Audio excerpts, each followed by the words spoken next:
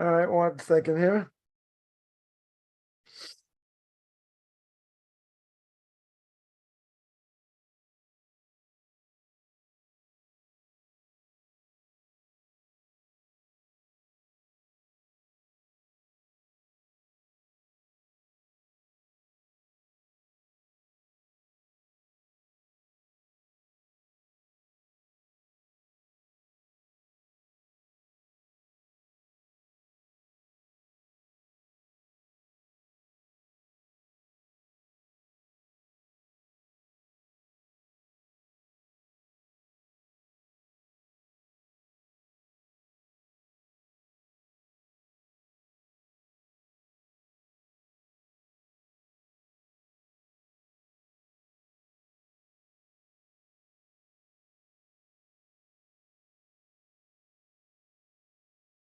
All right, well, we're on to this class on Pirke Avos, Ethics of Our Fathers. Again, I want to welcome everyone to this class on Pirke Avos, Ethics of Our Fathers. We're holding by chapter Mishna 13, part 27. It could be part 28 or part 29. We'll see how far it goes. Again, I want to welcome everyone. Holding by Pirke Avos, Ethics of Our Fathers, chapter 2. Chapter 2, Mishna 13. This is going to be part 27. So,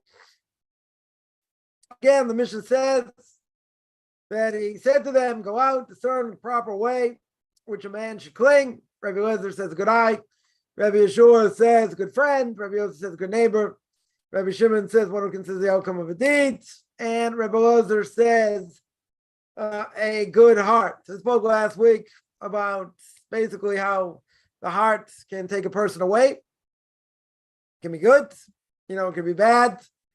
There's always a constant heart, mind, disconnect, and the heart wants to go after the physical world, even if the mind understands what the right thing to do is, doesn't guarantee the heart's going to go along with it, and you got the evil inclination and a lot of other things going on. So it comes along, Rabbeinu Yonah of Garandi, blessed memory, it's commentary on Pirke Avos. Rabbeinu Yonah says, he brings down the Rambam, and the Rambam tells us that this is the best thing. What's the best thing to fix all our bad character traits? And that is to have a good heart, right? Why is it good? That's going to fix up everything bad, so to speak. Because a person has to realize the thoughts of a person, where they come from the heart. Right? They come from the heart as long as the heart is good. And seemingly, its character traits will be good. If his thoughts are positive, and straight, going in the right path, person will be happy. Right? They'll be happy with his lot in his life. Right? The Mishna Pirke Avos says, right? Mi hu samech b'chelkoi. Sorry. Mi hu asher. Got it backwards. Mi hu asher, who's considered rich. Mi hu samech b'chelkoi. He's happy with his lot, regardless of what he has. He's happy with what he has. So they attach themselves to good people, who only desire good things, and stay away from things that'll cause them danger. Right? That seemingly will cause them damage. So comes along Rabbeinu Yonah. Rabbeinu Yonah over here says good hearts can fix up all bad character traits. Why? What's the most important thing? And this, I think we're going to spend some time on, right? And then what's the best thing here? The best thing is that if a person has a good heart, a truly good heart, then the thoughts of them, i.e. the thoughts of this person, they come from the heart. The heart can have a tremendous effect on a person's psyche, on what a person does. So as long as the heart's going in the right direction, as we would say, then everything's good. Seemingly everything's good. His thoughts will be positive. His character traits will be good. He'll be happy with his lot in life. What's the obvious question? What's the obvious problem? Obvious problem is life beats us down, right? As we always say. So you gotta say, come on, positive thoughts have an unbelievable effect. Unbelievable effect on a person. It can cause the difference between life and death. Life and death? What do you mean? So there's stories, many stories of people, that, have had, serious illness, let's say. And through serious illness, what's happened? They could go one way or the other. If they have the desire to live, doesn't mean they'll always be successful. But if they have the desire to live, to get through it, doctors will tell you that has an effect. If a person, God forbid, gives up the will to die, now what's going to happen? Most likely, they'll die. Right? I know of a number of stories like this. I know someone had a massive stroke, and just basically gave up the will to live. Atrophied and died months later. Someone else, I have a similar case in some ways. Person had a stroke, affected their mind. Couldn't play Sudoku anymore. Like that's the criteria for being alive.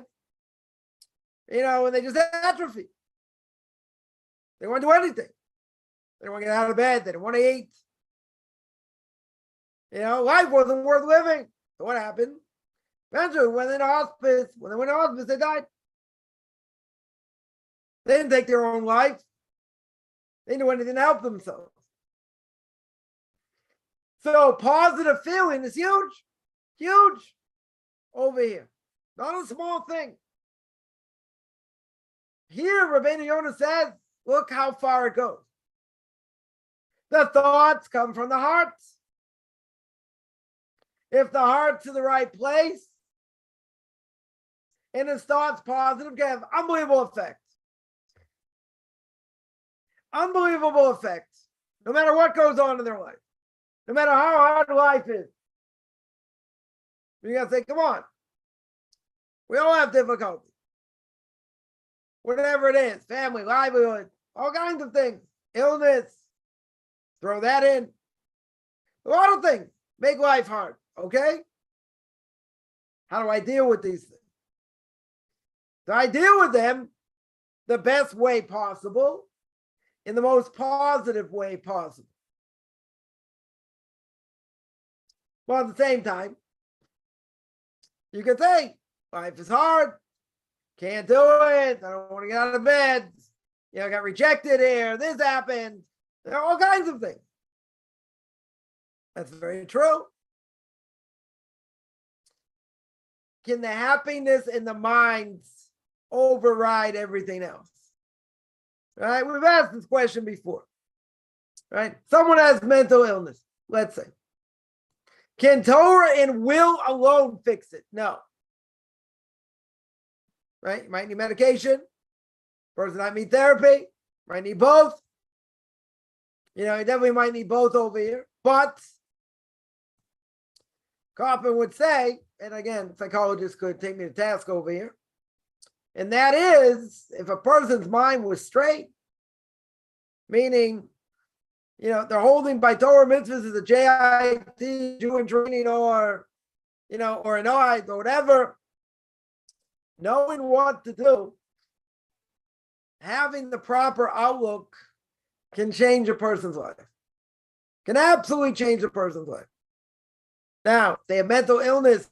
Does that mean it's going to do it? Not necessarily. Right? Probably not. You're going to have to work very hard to overcome this. Torah alone cannot will it. But I would say a mentality change, can take away probably, I would say, 80% of the problem. Again, I could be wrong, could be lower. Right? But I'm pretty convinced, depending what it is, that having the proper knowledge and outlook change a person's life for the positive. You don't let people get you down. Doesn't matter what people say, right? Even if they say things that are cruel, even if they're parents, even if they're siblings, even if whoever, you have to live it. Because I know someone's going to ask, but it's so hard. It's so hard, okay? What do you think? Rome was built in a day? You think it just happens overnight? We want instantaneous results. Well, guess what? Doesn't happen. This is real life. Things don't change overnight.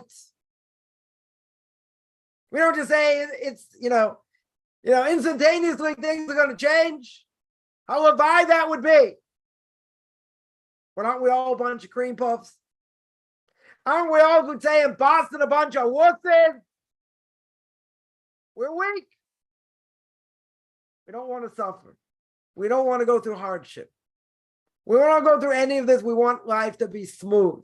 We want life to be easy. We all want to play the banjo and sing Kumbaya. Very good. That's not what life is. And life is not about being fair. Keep in mind. It has nothing to do with being fair or not. There are certain things that are thrown our way, whether we like it or not. Sometimes it's easier. Sometimes it's not. But there's a common factor. What's the common factor here? How we deal with it. How we view it. Do we get broken by it? I can say it's very easy. Very easy to get broken by it. That's for sure. Bottom line,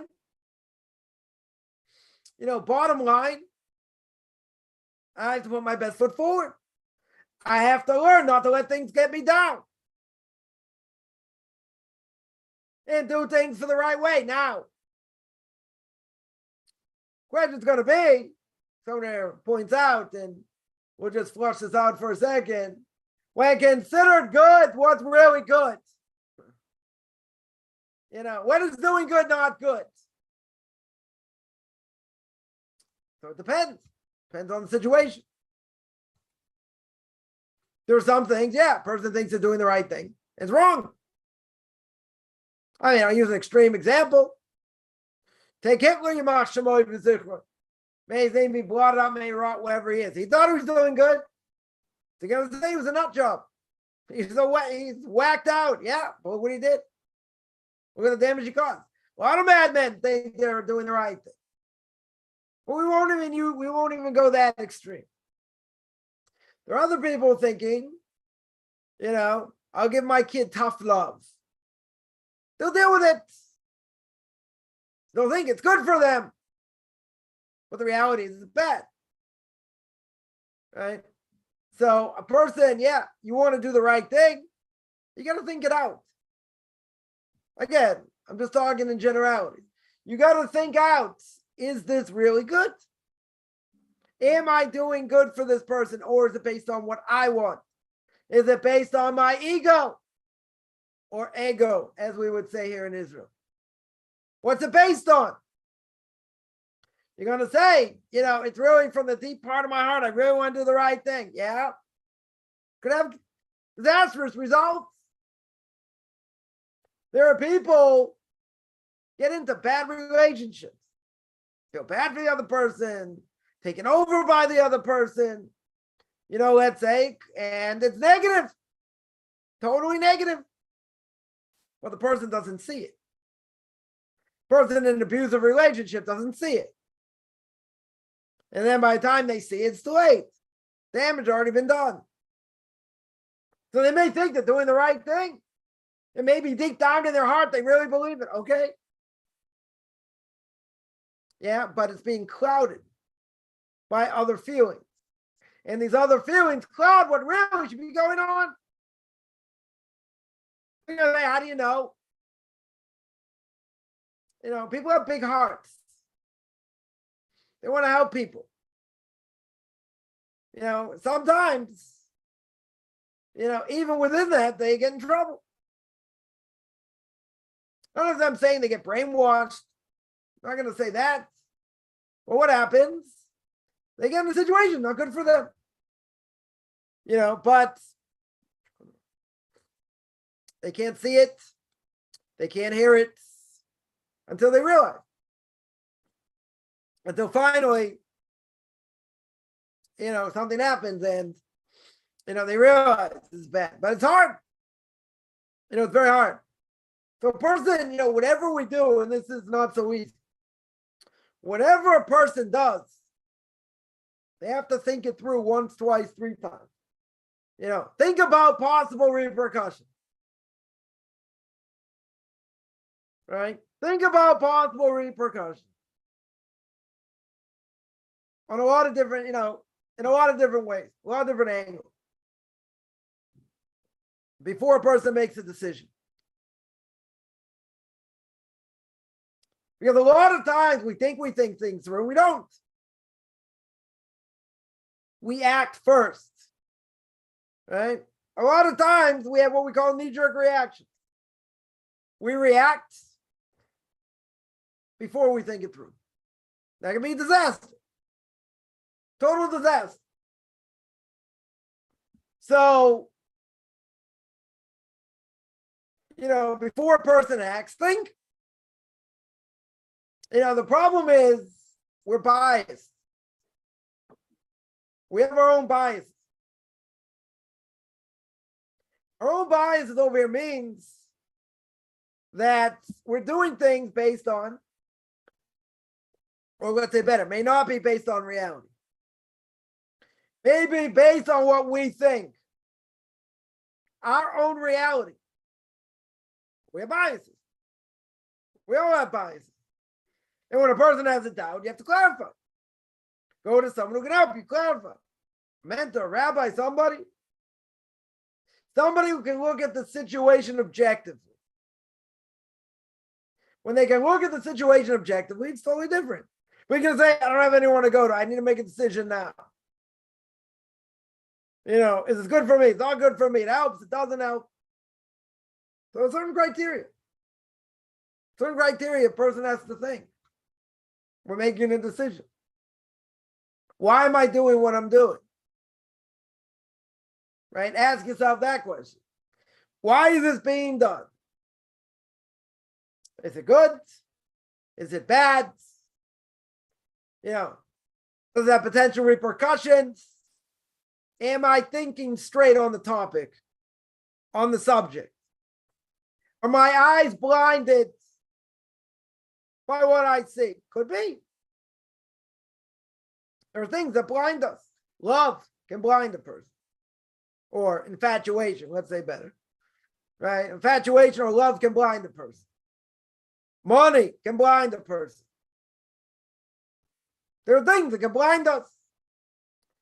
That we don't see things straight because there are other things going on.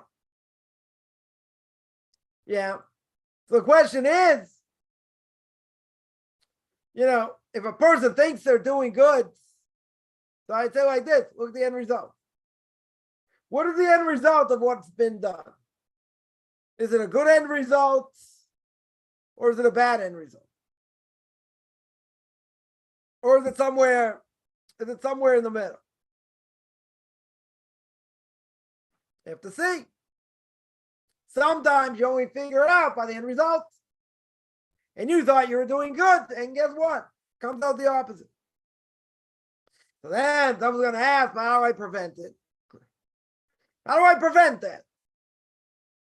So again, any decision we make, we have to be careful and think about the repercussions, the ramifications, right? In many ways, we might not have thought of.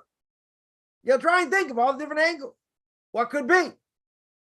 A person thinks, okay, I've gone through all the different things. This is what possibly can happen this way, that way, the other way. Okay, I'm going to make the decision. May not be the right decision. Could be the right decision. I'm not saying not, but it could not be. So how do you know for sure? A lot of things we don't know for sure. right? We can say, oh, it's going to go like this, it's going to go like that. No guarantee. 2 guarantees in life. We always say death and taxes. That's guaranteed. Everything else could happen, could not happen. Everything else is in doubt. Okay? So, then if that's the case and you can't know anything for sure, right? So what do? You got to put your best foot forward. You got to make the effort. You got to see all the different angles. But you got to make sure when you make the decision, you got to think, what is this decision based on? Where is it coming from? Does a person have any biases? Person may have bias here. They may have, many things. Many things could have a bias. Yeah, we don't always see it or want to see it, or, it could be negative, destructive behavior. And what happens? Person can say, you know what? I don't care. Heard this also. They make a decision, live with it, deal with it. My answer was, yeah, person makes a decision, you got to live with the repercussions. There are ramifications. But then someone will come back and say, but the action's already been done. They already made a decision, they don't care. Okay? Right? Person makes a decision, they don't care. The repercussions can be catastrophic. Totally catastrophic. They're going to say, I don't care. Okay? Right? They know what the answer to that is? Then don't complain. When this happens or that happens, the other thing happens. Don't come to me to complain because you don't care about the ramifications. Right? Someone will say, I'm going to make my decision, everyone else can go to hell. Okay? That's your choice. But guess what? Guess what? There are ramifications. Whether people like it or not. And you may say, I don't care, I don't care. People are independent, which is good. Okay, live up to what you did. See, that's one thing I can't stand. Among a lot of things. But then a person makes a decision. Okay, you made a decision. Now live up to it. Now live up to it. Oh, you don't like what's being said against? Well, you made a decision. Give an example. Into marriage. Told people you went to marry, we're not coming to the wedding. Period. They into married. What they think? We didn't go to the wedding. A lot of flack. Got a lot of flack. Still a lot of bad blood. Okay. But we made clear. We made clear. Someone said, can't you find a leniency? You can't. No. Forbidden. Period. Then they made a decision. We tried to make a deterrent that it shouldn't happen. Okay. They made a decision. Live up to your decision. You don't like it, Kaufman's law, go in Kogo. Too bad. I'm not saying it to be mean. Right? There's a reality. Torah cannot be turned into a pretzel. Period. You got to live up to what it says. You can't be a cream puff. And everyone's going to break down your door and say, oh, you can't go, and you're a Jew, and you're this, and you're a fanatic, and, going to be uncomfortable. Sure. You don't want to be combative. You don't have to answer, but it happens. So I don't feel bad. I mean, I do in a certain way. But I don't feel bad about the decision. Decision's clear. What can you do? Can't be a cream puff over here. That's it. You can't go. Right? Hey, family get upset. You're right. They may yell and scream, put a lot of guilt. Jews are good at that. It's called Jewish guilt. Yeah. And you're breaking up the family. Yeah. You've changed. Yeah. All these things may be true. So doesn't change the decision. Doesn't change it. So Karpman's law is live up to what you said. You did something, we disagree, we're not budging. Torah doesn't allow us to budge. Nothing personal, not a personal vendetta. The Torah limits me what I can do, what I can't do. That's what it is. Either I believe it's true, I don't believe it's true. And if I believe it's true, I have to keep it. And it's going to ruffle people's feathers. Okay? And again, I don't care who it is. I don't care if it's parents. I don't care if it's siblings. I don't care if it's, God forbid, kids. You know, certain things you can't do. What are you supposed to do? There's no easy way out. I mean, there's no way out, period. That's it. Can't do it. You can't do it over here. You know, but what does everybody say? See, this is the problem. Everyone's they put the onus on you. You've done this and you've changed and okay, you're right, that's true. But does the Torah say you're allowed to intermarry? No. Did we say before we're never going to go if you intermarry? Yes. So you make the bed you lie in. Right? You have to own up to what you did. Oh, but I want you to say it's okay. No, I'm not going to say it's okay. Person may be, a very nice person. It's not a personal vendetta. Like someone told me. They said, I would never break up family because of intermarriage. You might do it. I would never do that. Person's a very nice person. That doesn't answer the question. Yeah. If you believe the Torah is true, that's irrelevant. They can be nice. What has to do with anything? The Jews' fault. So the repercussions. Yeah, but you're going to get a lot of flack. Okay. They're going to call you fanatic and all kinds of names. Okay. And that's it. Sticks and stones. Yeah, but it's very hard. Okay. Life is hard. No one says life isn't hard. And it puts a strain on relationships. Yes, it does. Again, would you rather look like a fool in other people's eyes and be called names, or a fool in God's eyes? I don't think anyone wants to be a fool in God's eyes. At all. So you take the lumps. The Torah's not supposed to separate families, right? But when people go so far away and someone comes back and they adhere to what the Torah says, what can you do? And like you're the only one that doesn't go, so it looks worse. But again, people do not want to own up to what they do. They're going to, I didn't do anything wrong. Okay, I beg to differ. The Torah says it's wrong. I believe in God, I believe in the Torah. That's it. I'm oversimplifying, but that's the case. Not going into proofs and why it's true. They just want to hear it's okay. Sorry.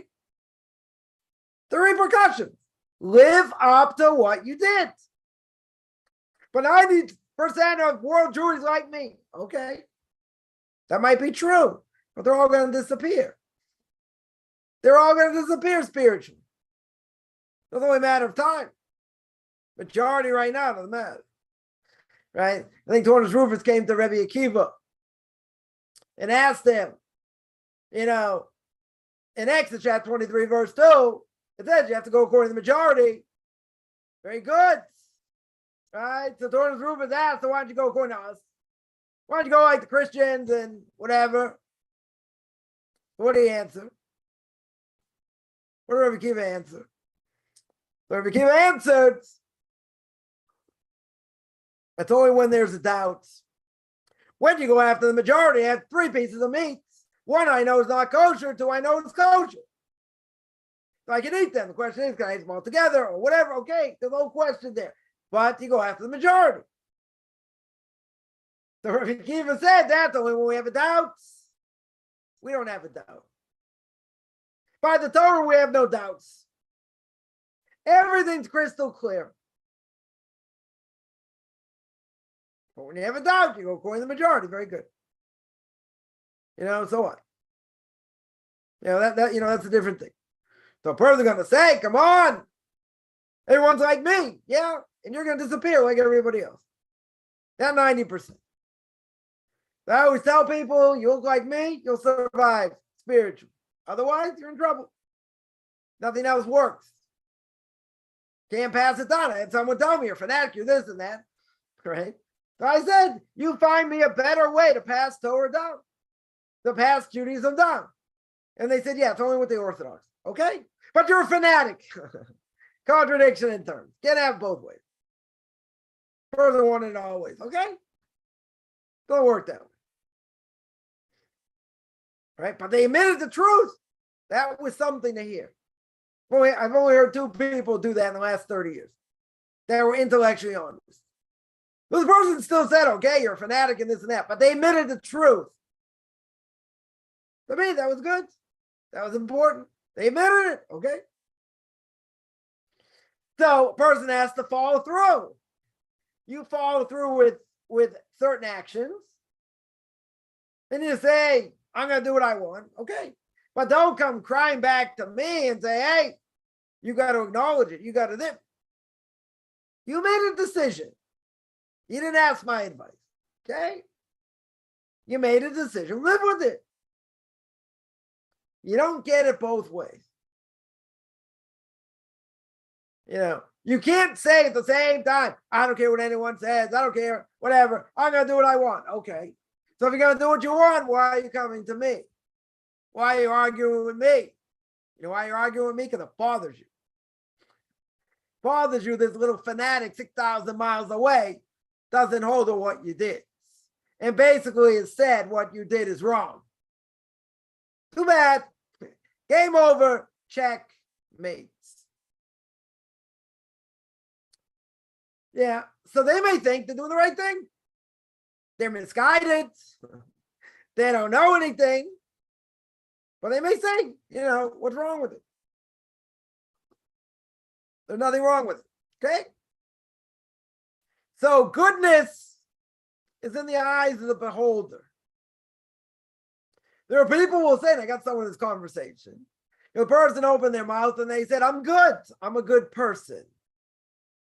I said, okay, what's your definition of good? It's cheating on your taxes, even if it's legal. Is that good? What's the definition of good? What's the definition of morality? Conversation didn't last that long because the person saw where it was going. Person's like, I don't know how we got into this conversation, stopping right now. Yeah, why is it stopping right now?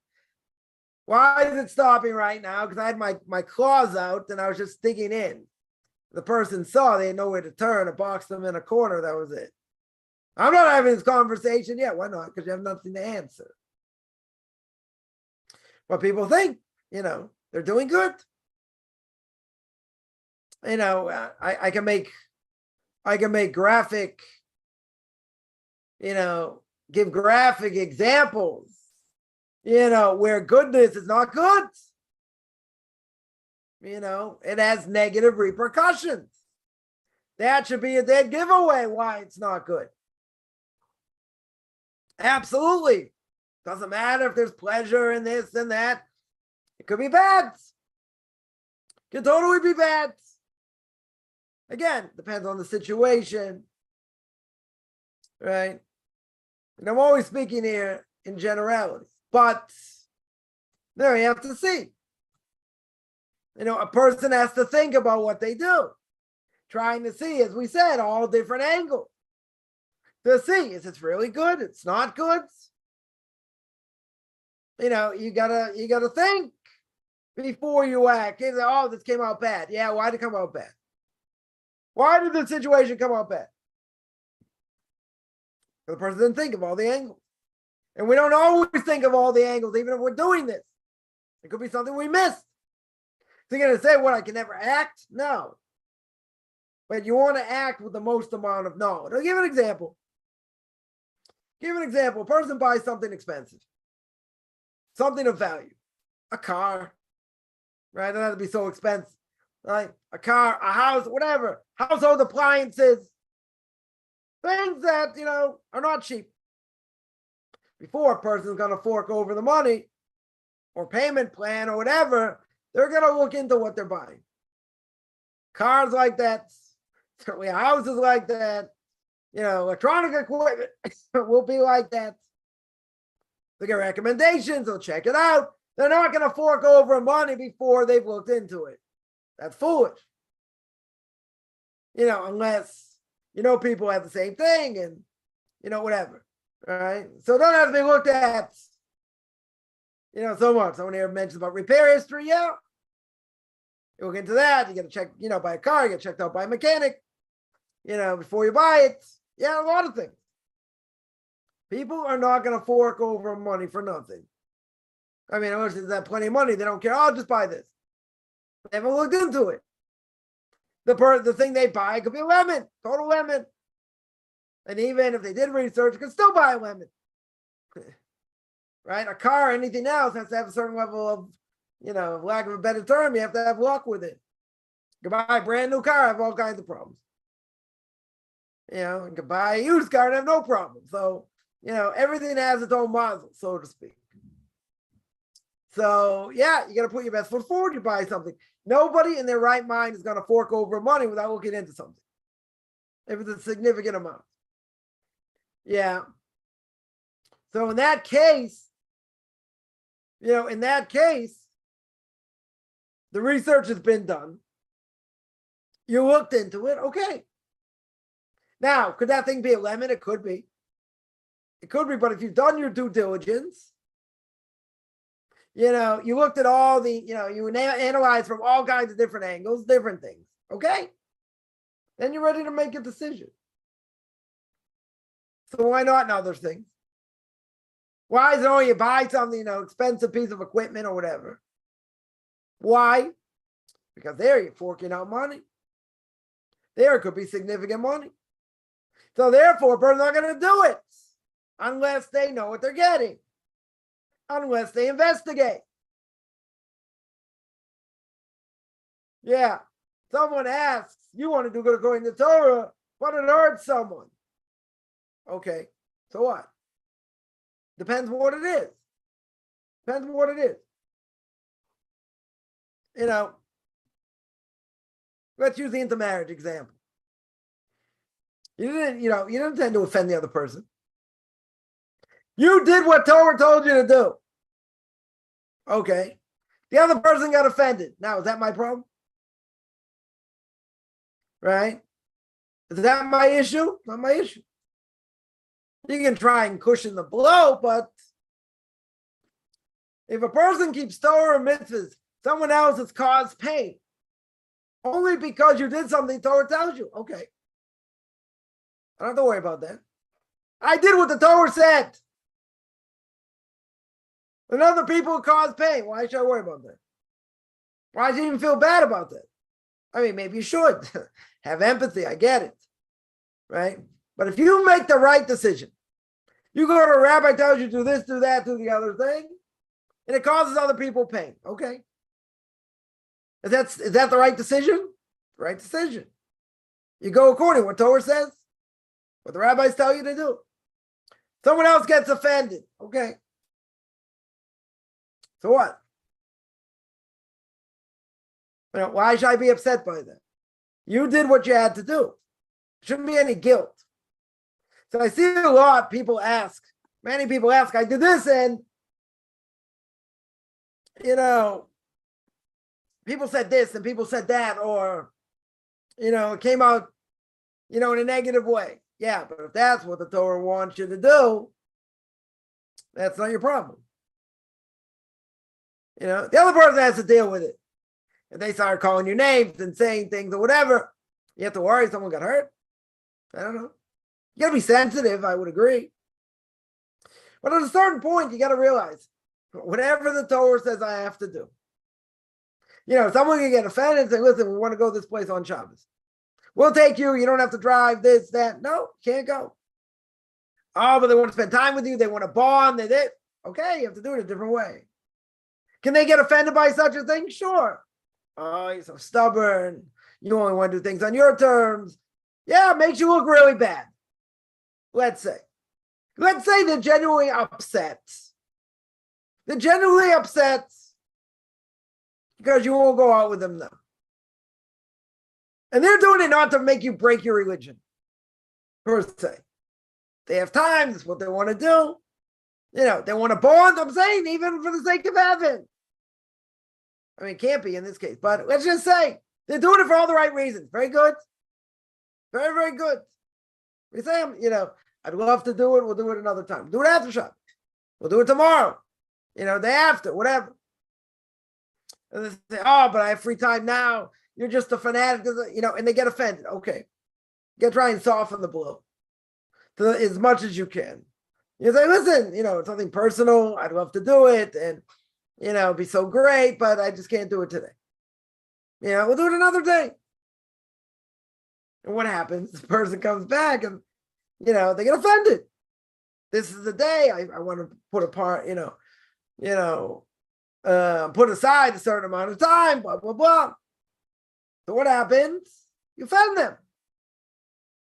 Does that matter? So you say, of course it matters. The relationship. Yeah. What can you do? If they know you can't go out on Shabbos, they ask you that. So yeah, they're drilling in or putting a knife in over here, trying to jab at you. It's not for 100% for the sake of heaven. Or let's say they forgot, they didn't do it on purpose. I'll make it easy. Judge a person, or give them the benefit of the doubt. But now they get all offended. They get all upset. I have to worry? Why have to worry? You're doing what the Torah says. Yeah, again, you have to have empathy. You should have empathy. You say, yeah, I really want to do it. I just can't do it today. Can't we plan it another day? You have to do something, say something to soften the blow.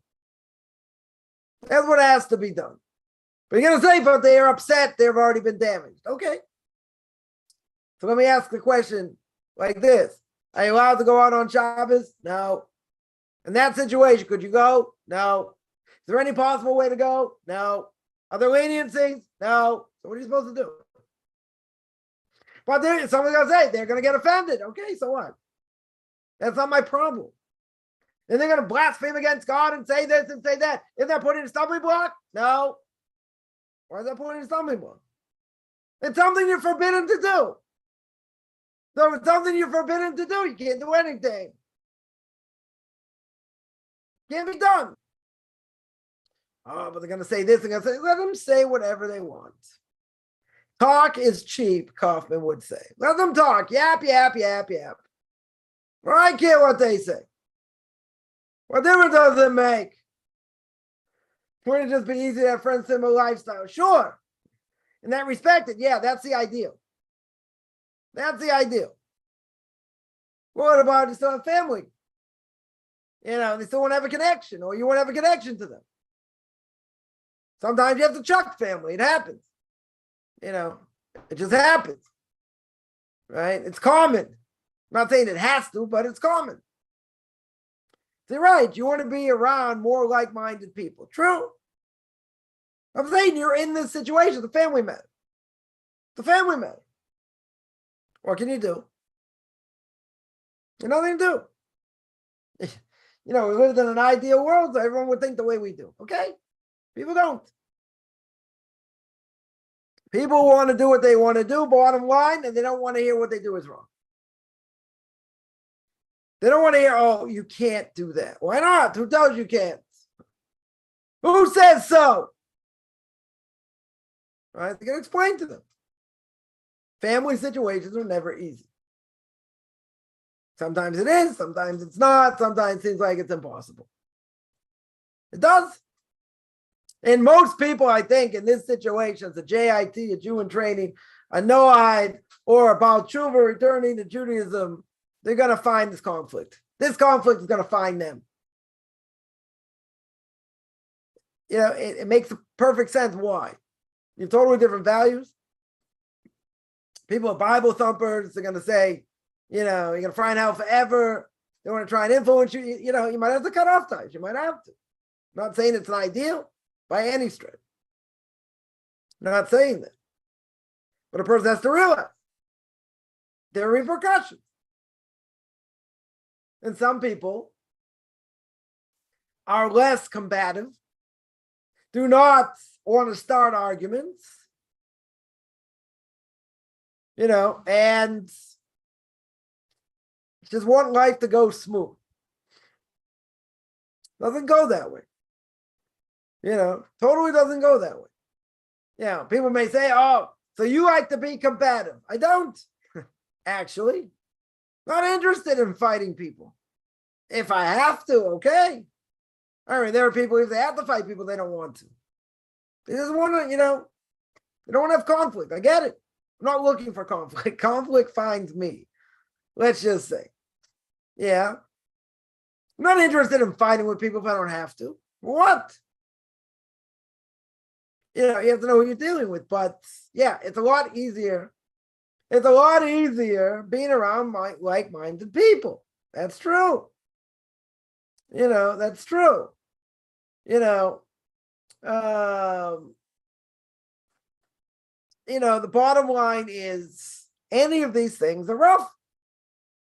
They are definitely rough, that people have to go through, and that's part of the process. Again, am I saying everyone has to cut off ties with family? No, certainly not. Someone asked me this one, that a family member asked me this, would you tell people to do that? I said, depends. Depends on the situation, toxic situation. Yeah, 100%. See, what's the problem? How many times have I heard blood, family's blood? Okay. Yeah. So what? Blood is thicker than water. Okay. And, it can have nothing to do with religion if people don't talk to each other. For any number of things. Religion makes it more difficult. 100%. Makes it more difficult. You have less in common now. True. But you see, there's such a thing where people know how to manipulate others. And there's a good thing out there. I shouldn't say good. There's a thing out there. It's called guilt. Jews are great at the top when it comes to guilt. And they'll put pressure. They'll put pressure for a person to change the way they were or whatever, because they don't want conflict. They don't want to hear what they do is wrong. They don't want to hear rejection of values. That's what they don't want to hear. They don't want to tolerate it either. Some can do it more, some less. But think about it. Person changes their life. 40 years, they give up JC. The family go ballistic. What do you give up JC? I didn't give up JC. Like, come on. This has been our lives. What do you mean you can't eat my food anymore? Can't come to our birthday parties because, it's a religious event or whatever. Things you can't do. Right? I always say, you want to see how your relationship is with family. Show up on Thanksgiving with your own food. Thanksgiving's a good time to get together with family if possible. It's not Shabbos, not a festival, right? Not really idolatry, right? Not idolatry, even though some would say it could be or it is. Whatever, it's the best time to get together. Tell people, wherever you're going, you're bringing your own food. You're just going to bring your own food, you're not going to eat there. That's a big test. That's a huge test. You know why it's a huge test? People like food. People like food. What, you're not going to eat my food? You're not even Jewish. You're not even Jewish yet. You've been trying to do this for 20 years. Do me a favor. You think you're better than us? Oh, you think, JC's idolatry. Oh, come on, you're this, you're that. It's a huge test. It's a huge test. Most people get offended. You won't eat their food. You won't eat in their house. They'll find it offensive. Why? Because people want to be hosts. You want to be gracious. You want to have other people, right? So someone says it's better to be alone so you find people the same lifestyle. Let's ask a question like this. Why is the person going to hang out with people? Their lifestyle is totally different.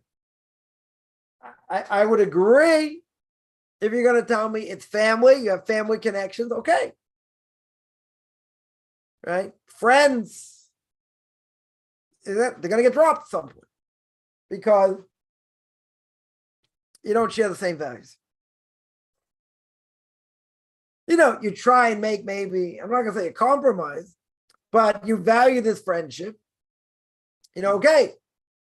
But I will say, even as close as a person may feel to someone else, once you have different values, that friendship is different.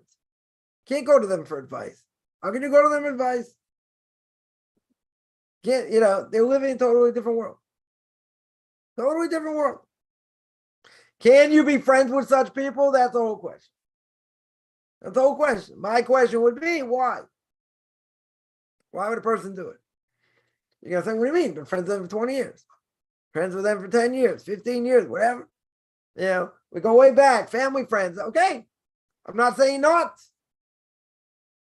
But when you have different values, you're going in different directions. What's going to happen? Change. You change. The people you're going to be friendly with, as somebody will point out, the people you're going to be friendly with are people going in the same direction. Potential converts, people who have converted, no eyes, whatever, people you're going to feel comfortable with in a major way because you're going on the same journey. You're going on the same path. That's a whole different thing. Again, am I saying just cut off totally? No, not necessarily. I think it's going to happen anyway. In general, because your values are totally different. That's just what it is. So, a person, it might be a lonely path. I'll tell you what happened to me, using myself as an example. I went to Israel. I went to Israel to learn my junior year of college, my junior year of university. Basically became Orthodox there. I came back and I had all these, friends that were conservative. Not going to my path. Not going in that direction. Right? So what happens? Find other people. I'm still friends with them to a certain extent. But, it was never the same after that. As that it should not be. Why? Because again, you don't have that much in common anymore. You're not doing the same things. You're growing in a totally different way. Right? So what happens? You lose all this. I'm not saying it's pleasant. I'm not going to say it's pleasant. It's not lonely. It can be lonely. But I say like this. Would you rather be lonely or hang out with people that don't have your values? And it's hard unless the person lives in a community, right? It's very hard. You can find people virtually, okay? Be in touch with them, talk to them, this, that, but not the same. Right? Definitely not the same, but you want to be around like-minded people. Right? That's what it is. That's exactly what it is. Someone mentions very good. Now, the Rambam said, you buy more books, they'll be your friends. Yeah. It can be a lonely path. It can be a totally lonely path. Right? Until you meet enough people that are like-minded and you move to a community and different things. Right? It can be a totally lonely path. I agree. But when you're learning and when you're growing and you're going in the right path, you're going to suffer and you're going to say, yeah, okay. Right? You're going to be inspired by whoever you get inspired by, but it's not going to be the people you hang out with. Or used to be friends with, let's say better. They're not going to help you. Totally not going to help you. In any way. In a spiritual way. So what's going to happen? You're going to drift apart. You're going to drift apart over here. That's the reality. Now, there are people that will try and hang on to that. Hang on to that path. That's true. And I think they're going to get burned at some point. Because Kaufman's law is you cannot live in both worlds. You cannot straddle both worlds. It doesn't work. it just doesn't work. So my motto has been over the years, people ask me questions, let's say family members I'm in contact with, I'll answer them. If they don't ask questions, I don't give unsolicited advice in general. Maybe I should, people will change, maybe not. Okay, maybe. But people aren't asking. I'm not going to give over information. Not interested. So I'll talk about fluff. Okay? Talk about the weather, stock market, other things that's going on, Israel politically, whatever. I'm not going to have those other conversations. Listen, I spoke to a lot of people when I was in the States. Family members, different people. Okay. Most of those conversations have nothing to do with God. Zero. I understood that. They're not asking me the question. I'm going to ram it down their throat. Certainly not. Right. But you live in a different world. I didn't have to be there to experience it. I know it. Experienced it before. People aren't some people would. Most people aren't necessarily going to, look me in the face and say, I think you're a crackpot. And I think, I can't believe your kids got married so young and this and that. Okay. But that same person would say such a thing. Yeah, if they showed up at my house, saw my entire family with 2 additional grandkids, 7 kids, 4 married, and 8 grandkids, I don't think they'd say that. Actually, I bet all the money I don't have, they would never say such a thing. They'd be in awe. They'd say, wow, what a beautiful family. They might say, I still think you're a fanatic, right? I don't think they have a chutzpah to do so. At least at that point. Maybe they walk out the door. Right? Why do I say that? Because they'll melt. They'll melt when they see it. Say, wow. Look at all of these people. Look at what you've done. It's huge. It's a huge thing. Huge thing. People can't admit it. Because they admit it, guess what? Then they have to admit they're wrong. And that nobody wants to do. Right? So they say, oh, you're a fanatic, you're this, you're that. But people will still say, you still have an unbelievable family. And I can't believe, your kids will get married so young. Okay. So what? Doesn't matter. Right? Doesn't matter. This is the result. This is what you see. You can say whatever you want. You can't say it's not a beautiful thing. Right? That you can't say. Right? Because you're not. Right? And it happened to someone, before COVID. It was before COVID. Right? Someone was by me and, so some of my kids, I'm like, son-in-law just kept walking in the door. And like, who are all these people? Said they're all mine. All related to me. Yeah. It was awe-inspiring to see. The person melted right in front of your face. They'll say, wow, it's such a beautiful thing, this and that. They think I'm a fruitcake. And I live my life is absolutely nuts. But they'll say you got a beautiful family. But they won't attribute it to Torah. They'll say they got brainwashed. They got, okay, whatever they want. Whatever they want. They crumbled. They melted seeing such a thing. They've never seen anything like that. Yeah, and they'll never have it. Yeah, the grandchild, quote unquote. Yeah, grandchild's not Jewish, whatever. Yeah, daughter not Jewish, whatever the case is. Give a grandchild, grandfather, like 63. But, so I said, if you want tips, let me know. The grandfather much younger. Much younger. Yeah, okay. It's not about, upmanship. Look what they don't have it. They don't, they'll never have it. They can think what they want, but they're never going to have that. They'll never have that. Some of their points is, their pleasure is materialism. Yeah, all about this world. All about this world. Some of my wife saw when I was in the States. Really got a ton of money, beautiful house on the beach, all this. Got 2 kids. One, a daughter. Got married, and like I say about her husband, the whole thing. whatever. He gave her, she has a daughter. So the grandparents, first time, but they don't have a great relationship, with their kids. The other one, is a son, they'll never get married, right? You figure out why. They'll never get married of that persuasion. What's all the money worth? What's all the money worth? Zero. Get all the materialism. Okay, good. Get all the materialism in the world. Plenty of money. And, doesn't think to her daughter that much. Doesn't think the grandchild that much. Wish they had more grandchildren, but that's what they have. Who's richer?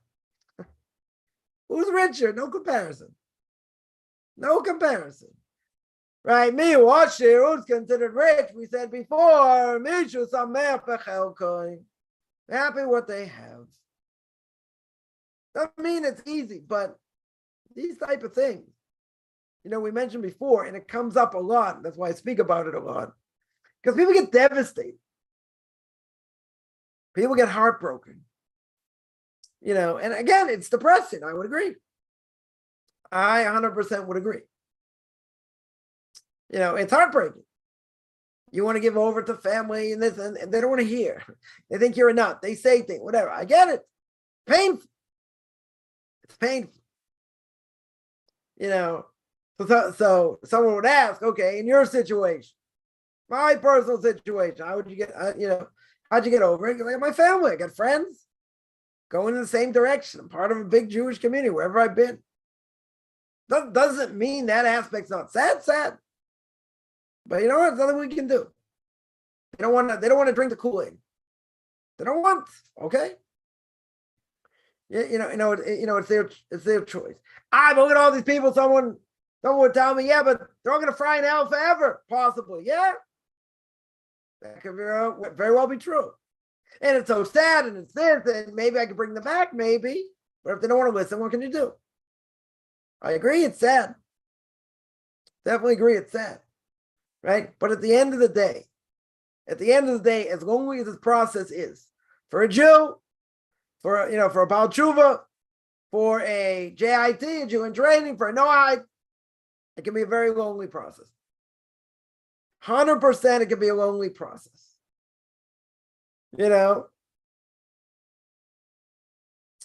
Bottom line is what?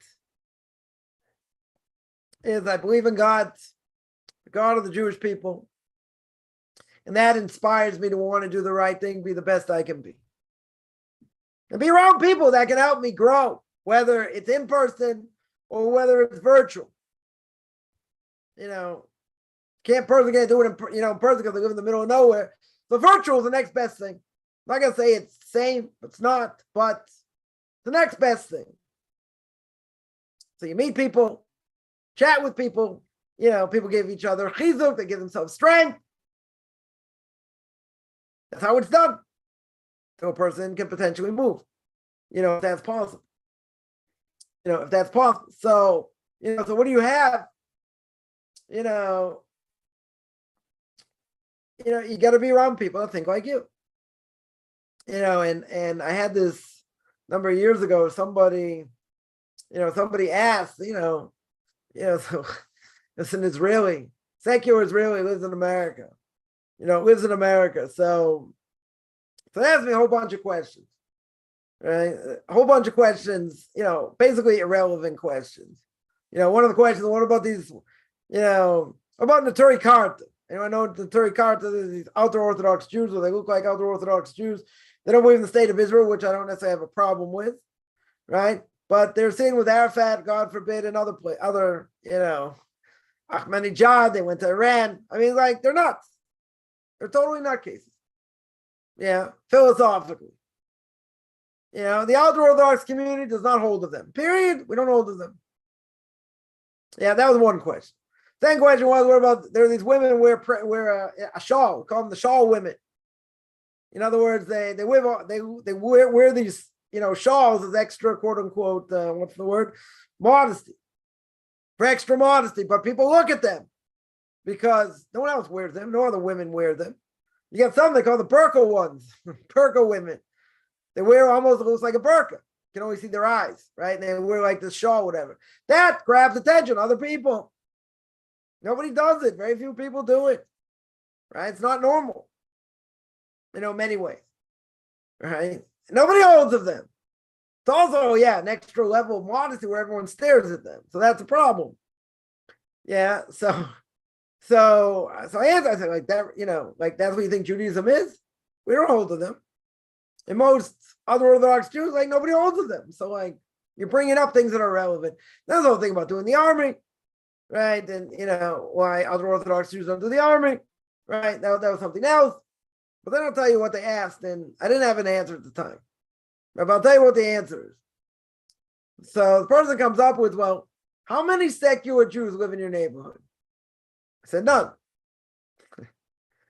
I said, some are more religious, less religious, whatever, but it's like a religious neighborhood.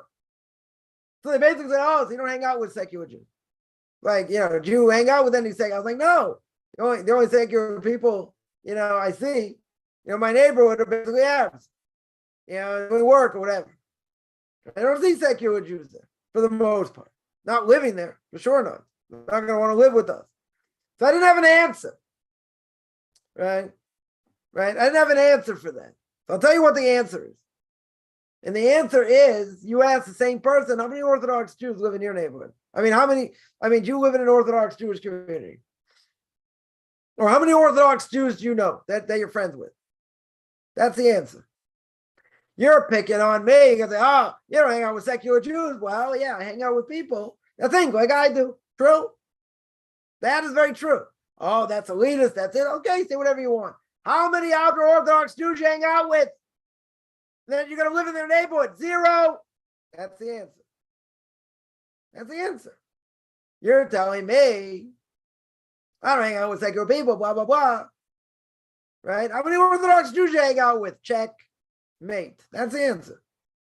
They're not going to have an answer. But that's it. I'm a fanatic and this and that. Okay.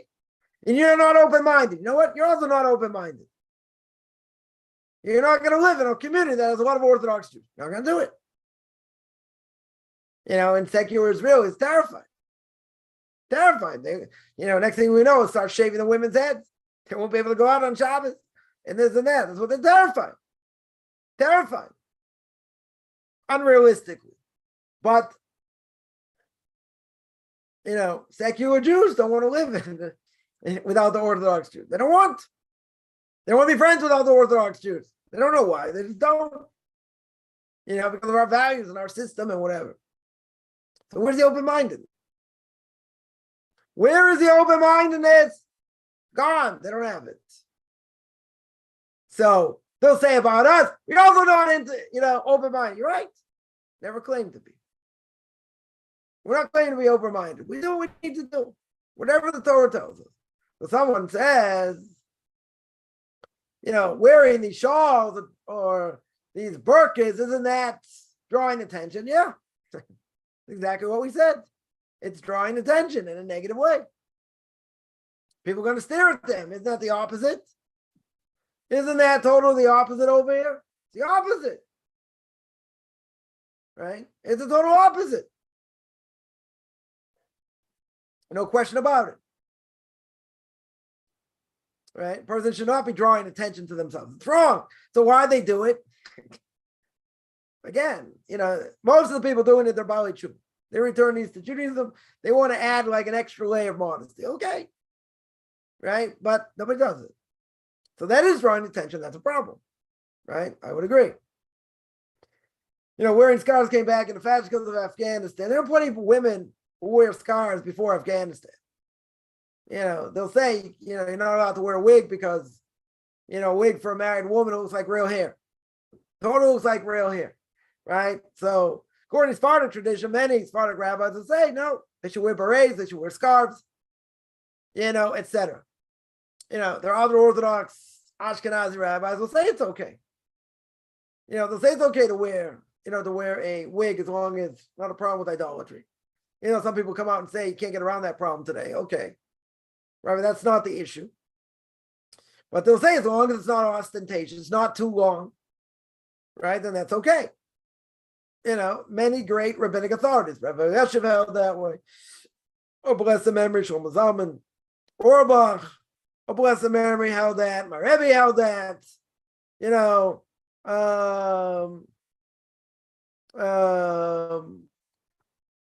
you know, so a lot of great rabbinic authorities hold it.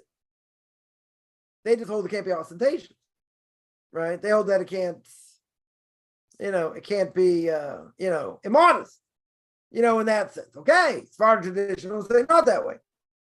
Many Sephardic rabbis say no. You're not allowed to do it because it looks too much like human hair, and that's it. Okay, there's another issue of idolatry. We're not going there, but point is that you're allowed to wear it, you're not allowed to wear it. Yeah. So a lot of women will wear, headscarves, or they'll wear berets, let's say. If they don't wear, wigs, okay. Yeah, but wearing these things are a problem. Total problem. I'm not even talking about in the summer where it's so hot. I'm not, it's a problem in general because it's causing extra tension. Totally causing, extra attention. So is it like a sect? I don't know. I don't know if it's like, it's not really a sect, right? There are handfuls of people that do it. I mean, yeah, it's not thousands, it's not even close. It's a very, very small percentage. So it's not like their own sect, I wouldn't go that far. Wouldn't necessarily go that far. But yeah, there are people that do it, which is a problem. Someone asked, question on the parsha. Okay, let's see. It says should not eat fat or blood. Now, fat is included in eating with kosher meat. Yeah, kosher meat can be fatty. That is true. There are distinctions between different kinds of fat. Yes. Yeah, there are certain fats that are forbidden, that do not go on the altar, that are not allowed to be eaten. Right? The hind part of an animal, Jews not allowed to eat. Those fats, totally forbidden. Right? Totally forbidden. So yeah, you're right. I mean, it's a much bigger discussion, but in general, there are different types of fats. Some that are permissible, some that are forbidden. Someone asked also about keeping kosher. Tray burgers, mincemeat, hot dogs may contain parts of an animal we would never choose to eat. True. Eyelids, blood clots, hooves. Okay, we're not going to get gross there. Yeah. Free kosher hot dogs. We guarantee that someone using actual meat. What is a hot dog? If you knew what's in a hot dog, you never eat it. Right? What's in a hot dog? All the other stuff from the animal. Right? Heart, the Jew shouldn't eat in general. Well, I don't know. Maybe they mix that in also. I'm not sure. Right? A person eats hearts, brought down that it could cause you to be, what's it called? To, lose your Torah. Yeah, it causes you to forget Torah. Certain things, if you eat a lot of olives, a ton of olives, it can also cause you to forget, Torah. But in general, yeah, what goes into a hot dog? That's why some people won't eat them. Even by kosher hot dogs, same thing. You get a lot of things as part of the animal that goes into it. You have 100% pure beef. Again, I don't want to get gross there, right? But you're right. There's a lot of other parts that go into it. Okay. Yeah, that's true. That doesn't mean it's forbidden. But the question is guaranteed it's only using actual meat. The other stuff you could eat, it's not, a heart, is, because of all the blood and different things, they're even if you drain it, there's no blood in it, and cause other issues. But technically, could I eat it? Could eat it. Even if I ground it up, I could eat it. I could eat other parts. I could eat the nose. I crush up the nose and put it in there. Who knows what we eat in hot dogs, right? But pure. If it says pure meat, 100%, it's pure beef. Does that mean there are not other parts going in? I don't think so. I think there could be other parts going in. It's not just meat. But again, even if it would be, let's say they add other parts. They grind up the hooves. I don't know if they're really doing that, but let's say they grind up other parts. The nose, eyelids, ears, whatever. They grind it up and put it in. Does that make a treif? No. Could you eat it? Could eat it. But if it says pure beef, 100% pure beef, is it guaranteed 100% pure beef? It could be any part of the animal is permissible to eat. I wouldn't say it means 100% pure meat. That there's nothing else in there. Eyelids, other things. So I would say, yeah, if a person's worried about that, which I do understand, a person would be worried about that, don't eat hot dogs. Hot dogs are probably the most disgusting things a person can eat, but people like them. They're tasty. So I would always say, better not know what's in food. If you know what's in food, you never eat it. So, one of the classes I give for conversion, the laws of blessing, the last class is about breakfast cereal. Now, a lot of Americans like to eat breakfast cereal, obviously for breakfast. Sometimes people eat it for other meals, whatever it is. So the whole question, what blessing to make on certain things, right? But the question is, you have to know how it's made. Is there wheat starch in it just to keep the thing together or not? Or, different types of, what's it called? Different types of cornflakes. Depends how they're made, whether you make a hadama, roast on the ground, or shahako, because sometimes the corn is still intact. And you can tell it was like corn or it was more ground up. But again, and it's rolled and crushed and whatever. If you knew how half the things were made, I always say you never eat it. Processed food doesn't, even if it's kosher, doesn't mean it's healthy, right? People make that mistake. It's like, oh, it's totally pure and this and that. Yeah, it might be kosher, it might be slaughtered properly, this and that. Does not necessarily mean it's healthy, right? Plenty of things I ate today not healthy, but they're kosher. They're 100%. They're 100% kosher over here, right? So these things you could eat. I'm not saying you can't eat it, right? What's the problem? What's the problem? The problem is it could say pure beef, and it may not be. And maybe other parts added in that are kosher to eat. They're not saying it's not kosher to eat. It's just part of the animal that you don't want to know about. You probably don't want to know about. But that's what a hot dog is. So I would say if a person's worried about that, then yeah, you're not going to eat hot dogs. You're not going to eat hot dogs. Other things you'll eat, okay, other pieces of meat, if you're not a vegetarian, not a problem. Right? Certainly not a problem, in general. But everything within reason. Eat too much meat, obviously, not going to be not going to be healthy. But people are mistaken, think, oh, it's kosher, it's healthier. No. I mean, I can show plenty of things that, yeah, they might be kosher, whatever, but totally unhealthy. I got still from Purim and, from before, they got a whole bunch of, things of wafers, totally, chocolate, sugar, a lot of other things that are totally unhealthy. Busy trying to polish them off so we don't have to sell it, for Passover. It doesn't mean just because it's kosher means it's healthy, right? And plenty of things that are kosher totally not healthy, right? But again, if you know how things are processed, you won't eat it. I don't think people, you find. I went once somewhere, and in one of the rooms where I was, they were making candies. So I wanted to see what was going on in there. You see these vats, these huge vats, of chocolate and and other things, and and how this whole assembly line's going, and how at the end you come out with one of these candies. So the rabbi I was with, says, "You want to take one?" I'm like, "No, I'll pass." You don't want to ask. You do not want to ask how things are made. I mean, you could. I'm not saying you can't ask.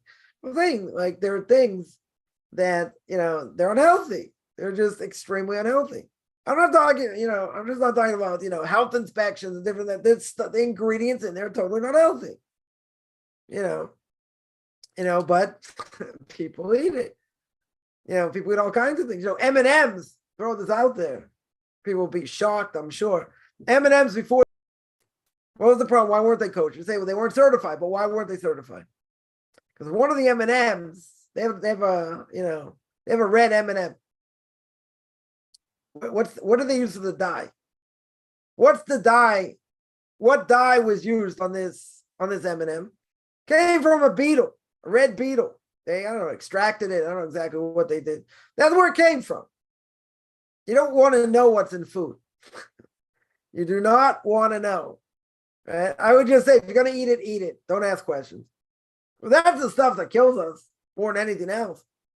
I don't want to say I eat it, so healthy, right? But that's the stuff that destroys people's insides. The stuff is totally processed. Bound to put all these different chemicals in your body that aren't good. But you know what? They taste good. People want it. Even if it's unhealthy, right?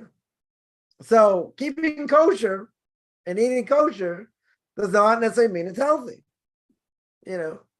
People say, oh yeah, it's holy and this and that. Okay. Because eating not kosher for a Jew affects them, affects their soul. It doesn't affect a non-Jew.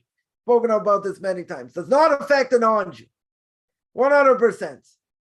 Yeah, nonetheless, what happens? It can have an effect on the soul. So that's a different issue. That's a totally different issue. Even if science hasn't proven it, so what? A lot of things science hasn't proven. So even though they haven't proven it, doesn't matter. Totally doesn't matter over here. But Jews have to keep kosher because it has a negative effect. What does it do? It makes someone apathetic. It makes a Jew apathetic to Torah mitzvahs. It dulls the soul, so to speak, even if science hasn't proven it. It dulls the soul. So you got tens of thousands of Jews, God forbid, that don't keep kosher. And that's the first thing you tell a Jew to do if they're coming back to Judaism, because you got to get that garbage out of your system to be able to listen to Torah. Since it dulls the soul, it's like trying to start a Jeep with a 9-volt.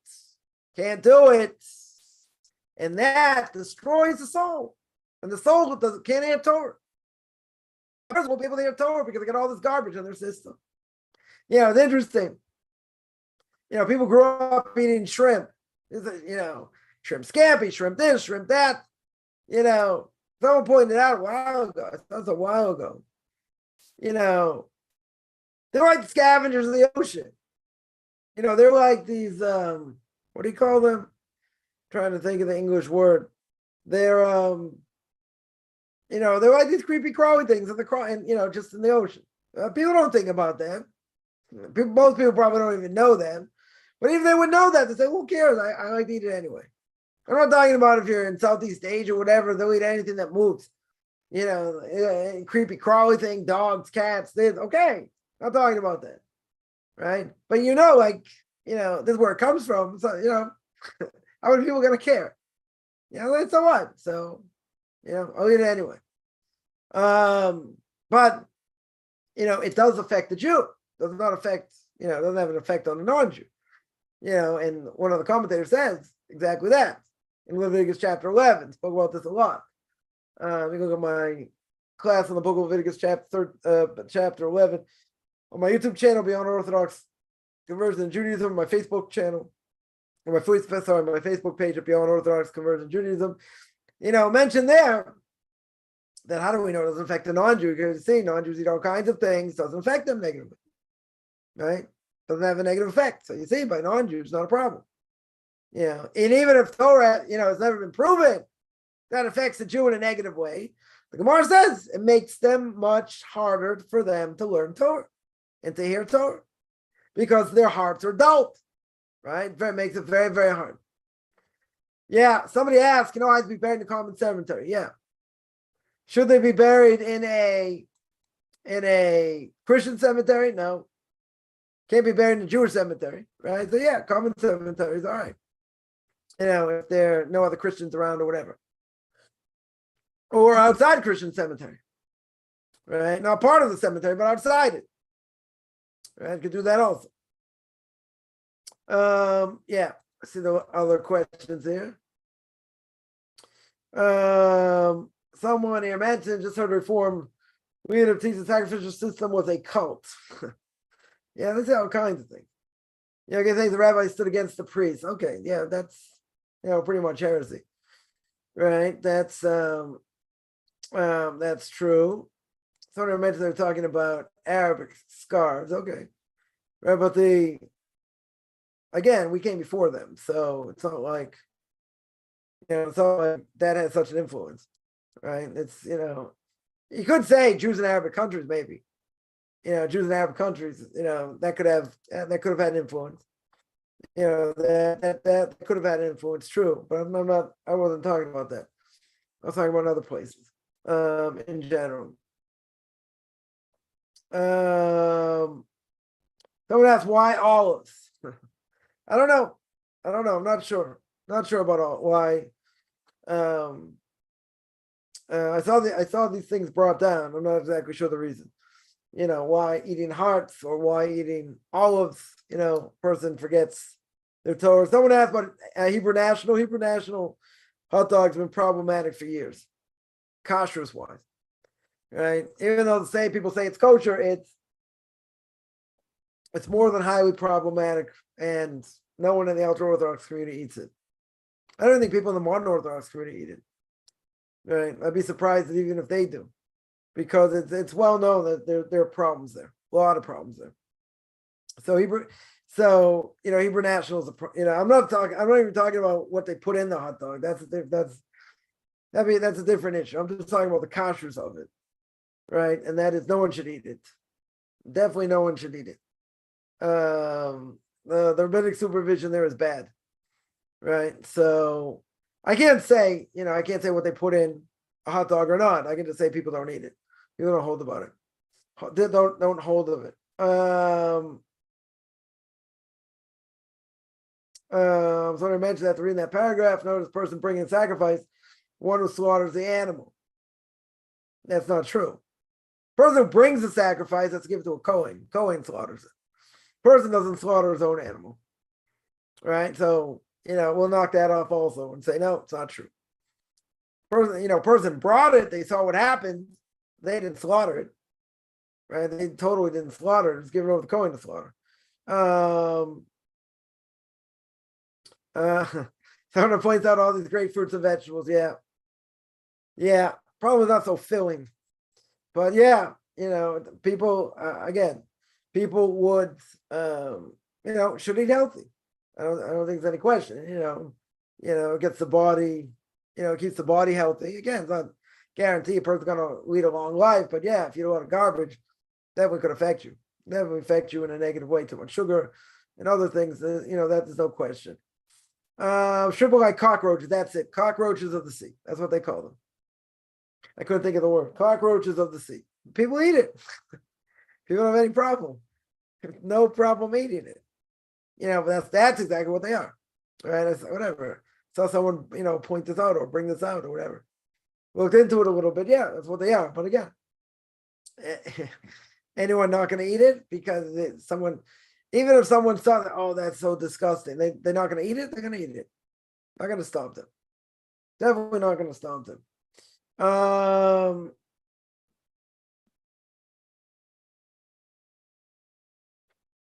Yeah, someone there points out, I can't believe claims of science. That's true. Their claim about what's it called?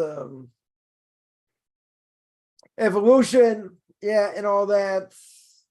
Torah is definitely true. There's no question. There's no question. But again, science, what is science proven? Throughout the millennium, they're only scratching the surface. Right? I'll go on a limb here because we are recording, so I'll mention, even with COVID, whether you believe the statistics are skewed, which they probably are, whatever, look what COVID did. Look what it showed. It showed doctors don't know diddly squat. That's what it showed. It made, at the very least, when they think it's real, it's not real, doctors look pretty silly. That's one thing you take out of it.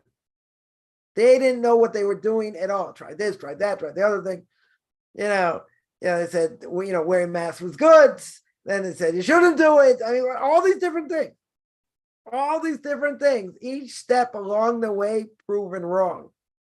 Proven wrong. One little microbe. Look at the havoc it caused. Look at the havoc it caused. But it made the doctors look silly. Totally silly. They had no idea whatsoever what they were doing. They had no idea.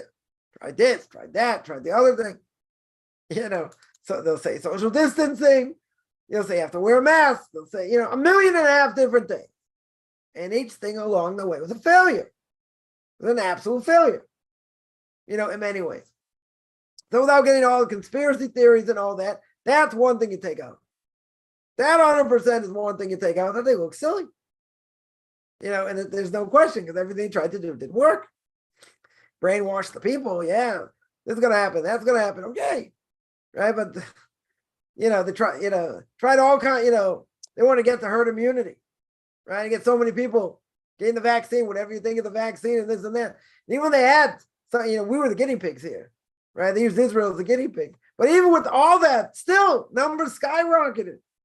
Even with that, should have killed it, right? According to nature.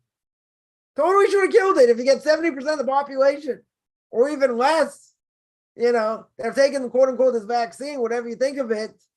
If what they're saying is true, that should have knocked it out. Numbers should never have spiked, whether you're wearing a mask or not. Everyone's got the immunity, quote unquote, right? Obviously not so true, right? But that's insane. When you see that, and so many people, there were lockdowns and this and that, it didn't stop it, according to what they thought. Totally didn't stop it. Finally, more or less, it's gone, and they're not even putting people in isolation, even if you have it, and weaker strains, a different thing, whatever it is. What's the bottom line? God took it away. That's the bottom line. God brought it in the world, shut down the entire world for a long time. For a long time, some people still haven't recovered. Not talking about the people who died from it, right? But some people still haven't recovered financially and other things.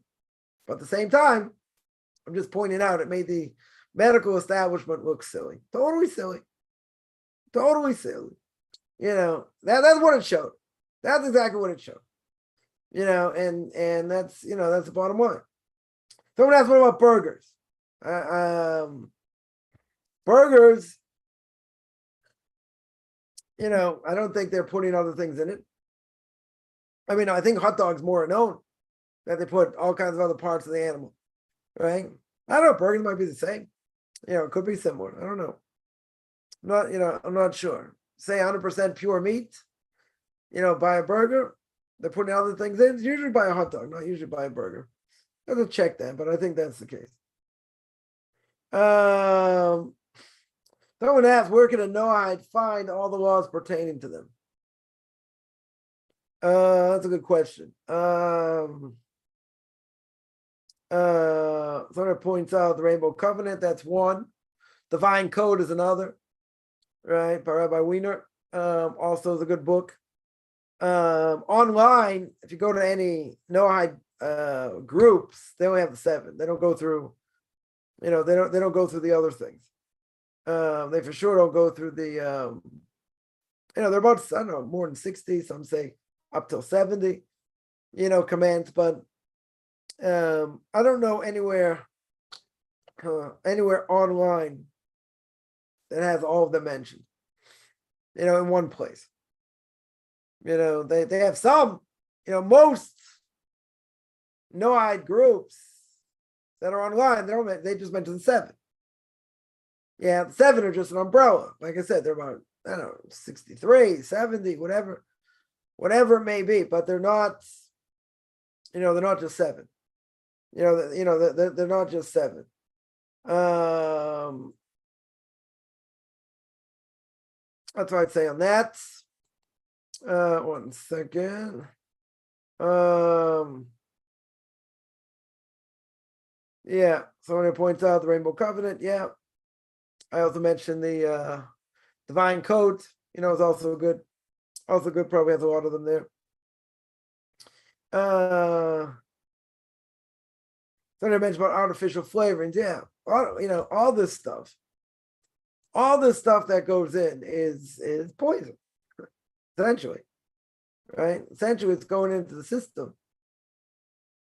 It's going into the system that is, extremely not healthy. So, you're just going to be careful anything you eat, in general. So people start eating bran more and a lot of fruits and vegetables. Yeah. should eat a lot healthy. I would agree, but there's so many things out there tempting. What can we do? Gotta live.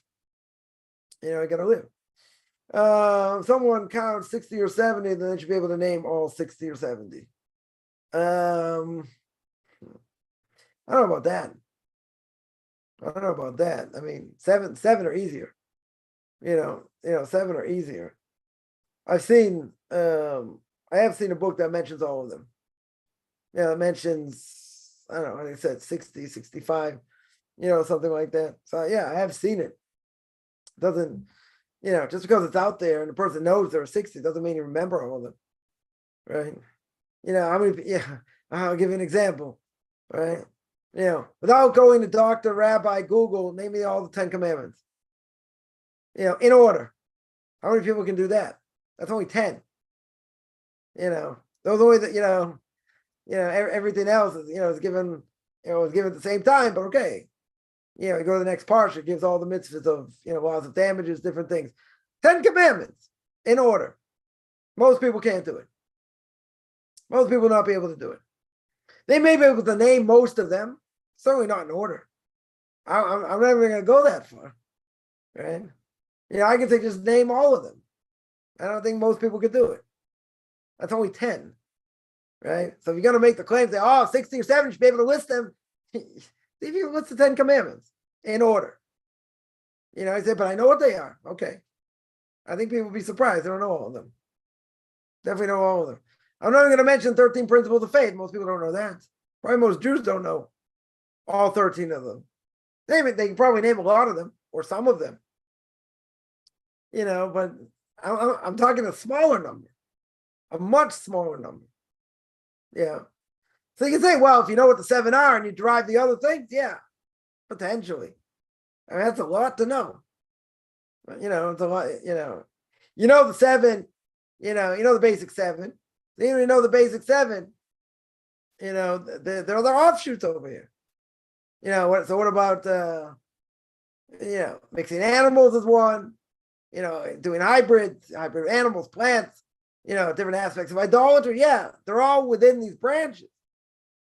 They're all, questions where they, what category they fall under, right? But, I would say if there's 60 or 70, you're not going to name all of them. You may not even name 20 of them. I'd be surprised if people could name 20 of them if you know what they are, potentially. They're derived from the 7. That they come from that. Some of them have the sorcery. Non-Jews shouldn't be involved in sorcery. Yeah. Where that comes from. Where the 7 does it come from? A lot of these are offshoots. A lot of them. But I would take it one step further. I just mentioned the 10 commandments. 10 commandments most people can't name. And if they could, they can't do it. Even if they could, I'm going to throw this out there. Even if they could name an order, they won't be able to name an order. Most Jews can't name an order. Right? There are only 10. And what about the 39 categories of forbidden work on Shabbos? So I would say, an Orthodox Jew could probably name a lot of them. Are they going to name all 40? I don't know if they're going to be able to name all 40. They may be able to name a lot. I would say probably 30, 40% easy. They could list. They could, probably more. But they're not going to, unless someone is extremely well versed, they're not going to know an order. That's for sure not. That's only 39, but I could throw that out there also. But I was being easy. I was being ultra lenient over here. 10. Name me the 10 commandments in order. Right? And that's something everyone should know. No, I should know. What are the 10 commandments? In order. Most people don't know them not in order. So how are they going to know 60 or 70? How is that possible? Right? If you know how they're derived and you know them, okay. Yeah. And you know each one in each category. Fine. But I don't think people are going to know them off the top of their head. Right? That was the point. Someone asks, does reading the Kitzur count as Torah study? Yes. Yeah, because if you're talking about the Kibbutz Shulchan Aruch, the abridged version of Code of Jewish Law, that's for sure you're learning Torah. I just gave that over my Shabbos table. Over Shabbos, going through some of the laws of Passover, right? That counts as Torah for sure. So why isn't kosher slaughter done by rabbis today? Who said you have to be a rabbi to do it? Rabbi doesn't have to do it. We can have anybody do it, any Jew, do it as long as they know the laws and they're properly trained. They don't have to be a rabbi doing it. People make that mistake. Well, shouldn't rabbis do this, that, and the other thing? It depends. Again, being a rabbi means you have, let's say, rabbinic ordination and laws of Shabbos or kashrus or this and that. And even if they have rabbinic ordination, the laws of kashrus, it doesn't mean they know how to slaughter, right? Totally doesn't mean that, right? That's a misnomer, for sure. Who says they have to do it? And most people that ritually slaughter are not rabbis. It's a totally different thing they would have to learn. So I point to the path of the righteous Gentile. No, I wouldn't recommend that. Person who wrote it's a heretic. Chaim Korfin, I wouldn't trust anything he says. Not one thing. If he tells me today is Shabbos, I wouldn't believe him. Just go on his Facebook page, see what he says. He said a lot of crazy things. So I would never recommend that book.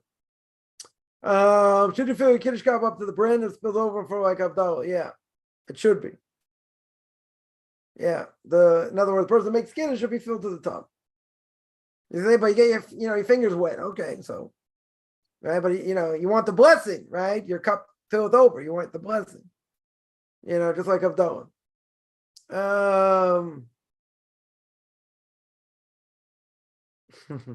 Someone says, I want to know how you pick it up. Well, why is that so hard? Right? You fill it up to the top, even if it's overflowing. So you're going to pick it up. So what's going to happen? Well, some of it's going to spill out. Okay. So you can still use it, right? So you wanted to, you can pour more in. So it's like to the top, even if some spills out. That's not a problem.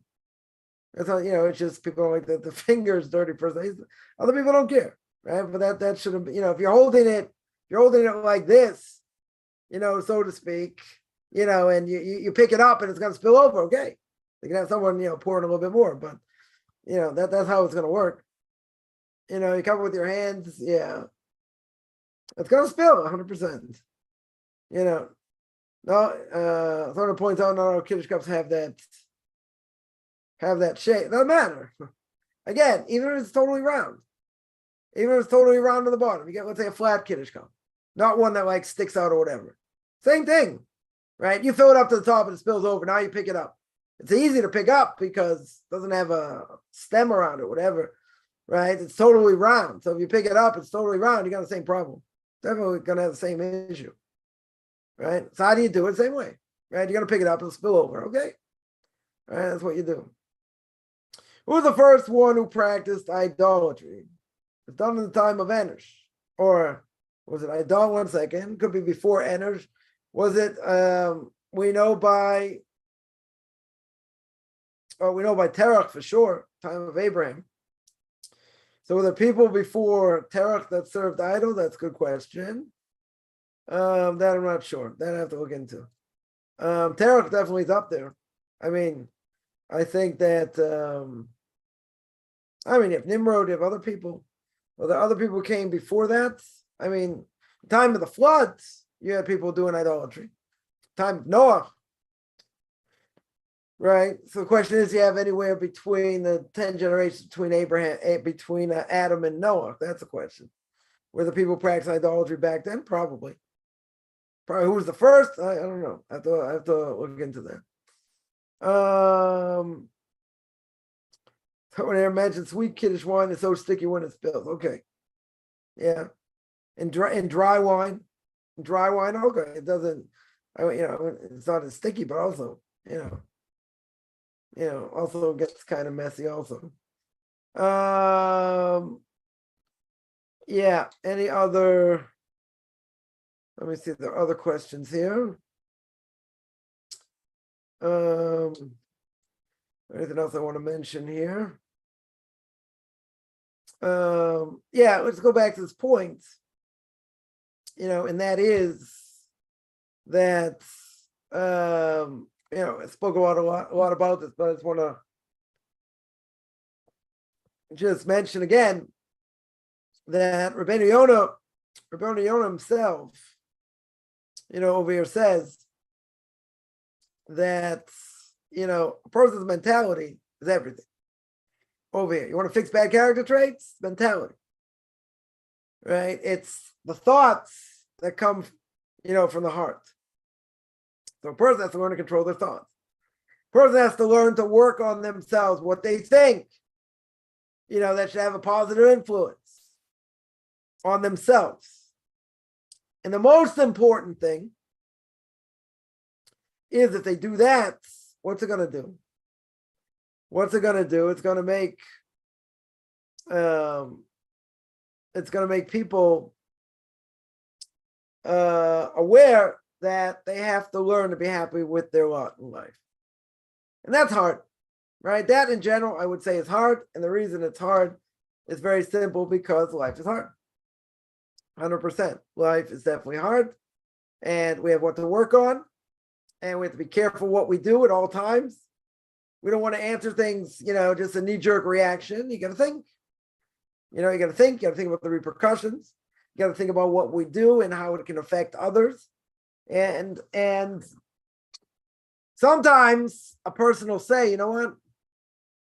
They made a mistake. They acted the way they shouldn't, in many ways. But okay, they did it, move on. They did it, move on. And that's hard.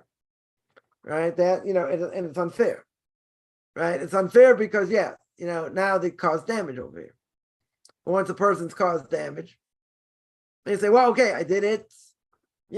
Think about it. I'll speak more about this tomorrow on class in the book of Leviticus chapter 16. And that is, atonement does not work. If a person goes through Yom Kippur, it does not work if you offended somebody. Atonement between God and man, that's a different issue. That Yom Kippur can atone for if you properly repent. You can properly repent, do anything you want, go through 50 Yom Kippurs or more. If you wrong somebody, that doesn't help. Doesn't help. You have to appease them. You have to apologize to them. That's what you have to do. If you don't do that, you don't get atonement over here. Right? So the $1.5 million question is, okay, so you say, I did it, get over it. No, there's repentance here. You can't just say, well, what I did, and that's it. It affects others. Can have negative effect on someone. Right? If it does, you can ask them forgiveness. Right? Totally ask them forgiveness. Someone mentions, why does it say, you have to give me a direct quote here, right? Why does it say when he and the Kohen, right? I don't know. Should be talking about the high priest, or could be, one Kohen's coming, someone else is helping him. So you can have more than one person. One person slaughters, one person helping them doing different things, right? But you got to give me a direct quote, what that is. Because you're right, there's only one person that slaughters. That's the Kohen. Right, that'd be, that'd probably be the high priest, not necessarily the Kohen, another Kohen, right? Depends what it is. Someone asked, flicking the blood on the curtain. Yeah. Is there a video that depicts it all? I don't know. Showing the blood going on the altar. Yeah, I would say like this, it's something we have a very hard time relating to. And the fact that, there can be atonement by taking this blood and putting it on the altar. Yeah, a lot of these things, when it comes to sacrifice, it's very, very hard to understand. Only because we don't have any contact with this. We don't really understand it very much. We're very far removed.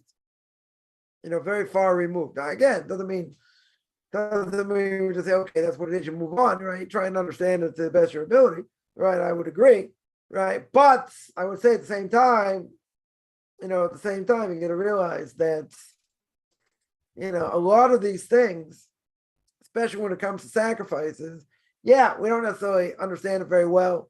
in many ways. But at the same time, we have to realize that it's a decree. It's what God wanted. It's what God wants. We're going to say, sprinkling the blood, doing these, taking the insides, burning them. Like, yeah, a lot of it logically, we have a hard time. Definitely have a hard time relating to. For sure. Somebody mentions it's hard sometimes not to offend people. Okay.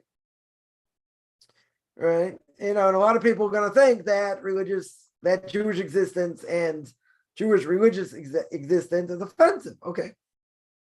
Right. Someone once told me, someone lived in Brooklyn somewhere or nearby, and Saturday morning, services get out, you see a whole sea of black. Whole sea of black, people wearing, black clothes, and their towels, their white towels, and this and that. People say, they'll make fun of it. Say, oh, look at all these penguins, and look at this, and look at that. Okay, some people find it's like, why does it bother them? Why do they make fun of it? Right? Think about it. Why do they make fun of it? Because it bothers them. It bothers them. They think there's the right path. Yeah, they do. There's a lot of proof. 3,000 years of proof. Right? 3,000 years of going back, connecting back to what the rabbis want us to do. Sure. But you want to disconnect from that. Okay. Right? But why are they going to make fun of it? Because it bothers them. Why should it bother them? What do they care? What do they care? Because they're going to say what they're doing bothers me because they're saying what I do is wrong. They're not saying anything. They're going to pray, hopefully. Pour out their heart to God. That's what they're doing there. They're worrying about you. They're not worrying about you. They just want to live their life. That's all they want to do. But they feel guilty, okay? Right? 100%. Yeah. Somebody mentions they could be jealous. Could be jealous. They won't say it, right? But I think what they really feel is they're being judged. And nobody likes to be judged. They don't want to be judged. And even if you don't say anything, you don't act in an ostentatious way, and you don't look down on people, etc. But they feel that. I've had people tell me that. You're judging me. I didn't open my mouth. I didn't say one thing. Yeah. If you ask me, do I think what you're doing is right? No. Oh, you're judging me. Okay. Right? Because I believe the Torah is true. There are people that believe what we do is offensive. Okay. We're anti-pig. We're anti-non-Jews. We're anti a lot of things. Okay. So we have an image problem. True. But it's not going to stop us from doing what we need to do. Certainly not. But yeah, there are issues. There are issues, but I think people feel guilty. Jews feel guilty. I'm just as Jewish. Right? There are people that they'll bagel. What does bageling mean? You see them at the airport, you see them different places. You see, secular Jews say, see, I wear a Jewish star. You look obviously Jewish, right? A guy wearing, black hat and a suit, they look pretty, sisters hanging out, they look pretty obvious who they are. So secular Jews say, see, I'm also Jewish, right? They're showing the Jewish star, they're showing whatever. Oh, I got this, this kosher thing. So they call that bageling. They want to show they have a connection to Judaism. You're not just somebody, that has a monopoly on Torah, right? That's that, the other people are just as Jewish. That's what they want to show. Someone here says, okay, Vayikra 1 verse 2, 1 verse 9. Let's see. What does it say?